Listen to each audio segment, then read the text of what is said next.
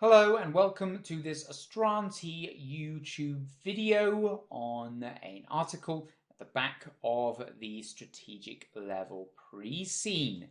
And if you'd like to see more videos relating to the case study and videos relating to exam technique and other videos in general relating to the CIMA syllabus and the CIMA accounting qualification, then please like the video and subscribe to the Astranti YouTube channel at the bottom of your screen, or visit the website www.astranti.com and sign up for the strategic level, and you'll receive some complimentary materials including a mock exam. And that mock exam, you can sit it on a computer-based system similar to the one that you will actually get on your exam day. And unlike a past paper, this will actually be based on the coffee manufacturer Shinepodd. And the reason why I've chosen the articles as a focus for this video is that the articles themselves don't often contain too much information, but they're a good insight into where the examiner is heading, which kinds of likely issues may arise in your exam. And this one particular is useful because it relates to something that didn't really appear throughout the pre-scene. And in the articles, there were plenty of articles relating to problems with recycling, problems with ethics, etc. And that was fairly standard because that had been mentioned constantly and consistently throughout the pre-scene. There were lots of issues with this whole idea about the difficulties of recycling the Shinepodd products. And that's actually a very big contemporary issue as well, as similar problems have been facing companies like Nespresso. But this particular article came out of the blue. We know that Shinepodd sells all of its products online through its own store and also in its own retail outlets, but the retail outlets are just a few scattered around major cities in upmarket areas because they're more for promotion rather than for actual commerce. And so mentioning about where they're sold, it never mentioned retailers, and it certainly didn't mention any supermarket chains at all. And yet, out of the blue, we have an article here about the problems that companies have found selling through this discount supermarket chain, Valyoumart. And given my experience of producing these videos and analysing these pre-scenes, I've been analysing pre-scenes for years now, if the examiner suddenly brings up a completely brand new issue that doesn't appear anywhere else, there's a good chance that, at least in some of the variants, this may arise. And to give you an example, there was a pharmaceutical company a few pre-scenes ago, and this was all about pharmaceuticals, as you would expect. And there were questions over ethics, there were questions over staffing issues, etc., all the sorts of things you would expect. And then it got to the very, very final article at the back of the pre-scene. And the other articles had been extensions of what we'd already talked about throughout the pre-scene. And it was just suddenly a blog about currency trading. And it was a blog post by a currency trader and the issues that they had and the fluctuations of the values of the currencies that they used, etc.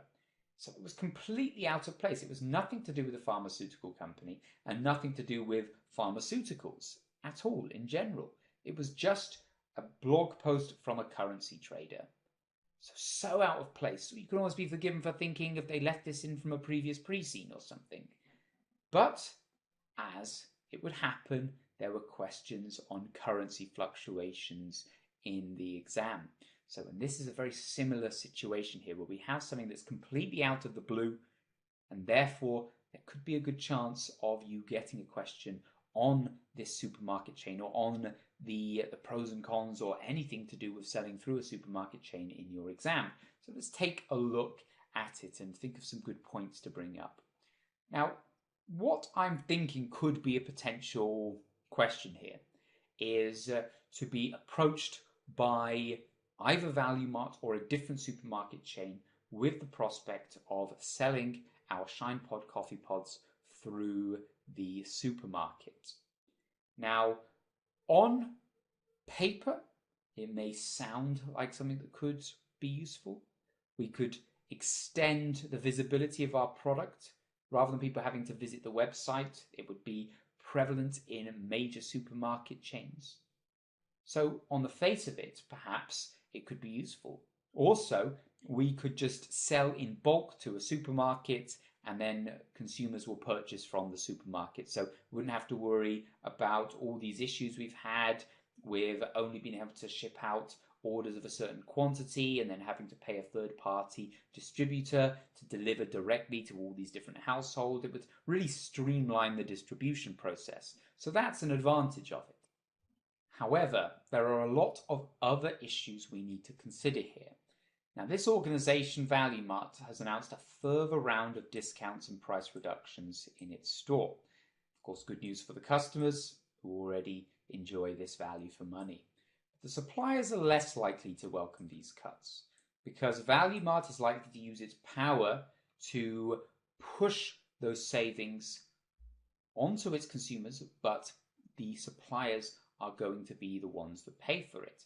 They'll want to maintain their own margin, so they'll cut their prices by 20% and then expect the suppliers to absorb that 20% cut. And many suppliers are already claiming that this organization is underpaying its suppliers, and that's a reason why they've been able to sell so cheaply, and that's a reason why a lot of the different suppliers have removed the products from the shelves, because it's just no longer profitable to do so, even if you are, in a sense, gaining something from this more streamlined distribution. So the question we have to ask ourselves here at Shinepodd is, yes, we might be able to sell in much bigger quantities and that may be more efficient, but how much can we afford to lose in terms of the cuts that we might have to face? If Valyoumart suddenly says we're going to cut Shinepodd products by 20% and we expect you to take a 20% hit on how much you're going to be paid, can we afford to do that? Our current net profit margin, when everything is considered, is only 13%. Can we afford to take a 20% cut ultimately to our revenue, particularly the revenue that comes from this particular deal if we were to negotiate a contract with this supermarket? And once that's happened, how long before they ask for the next cut and the next cut? How long before we become, if we were to sell in this supermarket, one of the major brands that has to disappear from the shelves because the retailer is leaving us with an insufficient margin? And then, of course, this company, using its power, using its weight, is then coming out and saying that, oh, it's the company greed. Oh, it was Shinepodd's greed. They wanted too much money. They didn't want to be able to pass savings on to the consumer. They didn't want consumers to save money on their products because they just wanted their profit margin. And so that's, in a sense, another reason why not to deal with a supermarket like this, because of the negative public relations. We're a company that is all about the brand.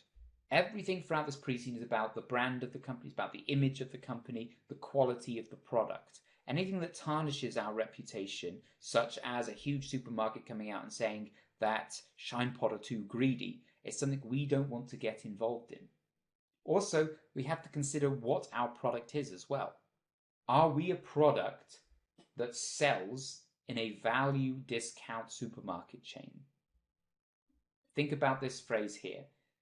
The customers of Valyoumart already enjoy low prices and value for money. I'll just underline that phrase, value for money here. Now, I'm sure most of you have looked at the pre-scene already. Where in the entire pre-scene did you ever get the impression that Shinepodd was about value for money? Nowhere. Nothing about it was value for money. Everything was about quality. Paying more for the best coffee to ensure they have the best quality coffee in their pods. Setting up these boutique shops in upmarket areas to promote the upmarketness of the product. Specially creating pods that have a design and even a feel to them that feels luxury. Even if it's just going to be picked up and put in the machine and then the coffee comes out, we've gone through the trouble of even making sure that pod looks and feels upmarket, looks and feels like it is quality. We are not a company that cares about value for money. Our customers don't care about money. Our customers care about the products. They care about quality. They care about excellent coffee. So they are not price conscious to the same extent as someone who is shopping at a discount supermarket chain. And the customers at a discount supermarket chain, who are perhaps much more price conscious, are more likely to look at cheaper forms of coffee, such as instant coffee, which is significantly cheaper than using Shinepodd coffee pods, even if our products were put in the supermarket at a huge discount. Instant coffee would still be cheaper. So my suggestion, based purely on the article in this pre-scene, purely on this specific article, is that we should be open to the consideration of selling our product to a greater marketplace, but not through a discount supermarket chain. We should perhaps be looking at a more upmarket place to sell it. It would improve the visibility, which would be the good thing. It would improve our distribution, streamline our distribution, which would be a good thing, but it has to be in keeping with what our product is about.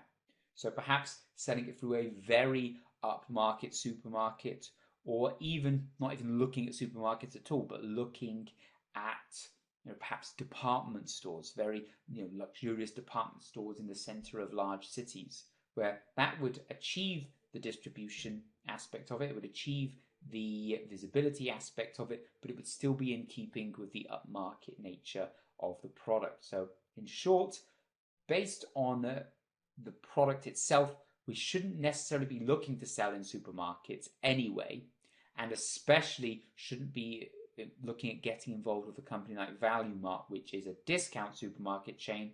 Its consumers are not likely to be consumers of our products. So what are we really saving here? Who are really marketing it to?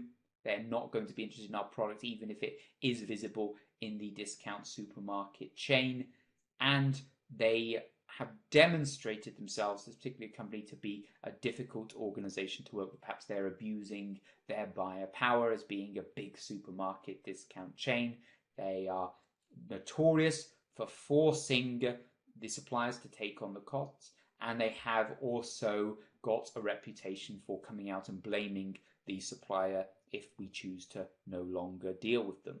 So in my advice would be to you, in this situation like this, would be to not work with a company like Valyoumart.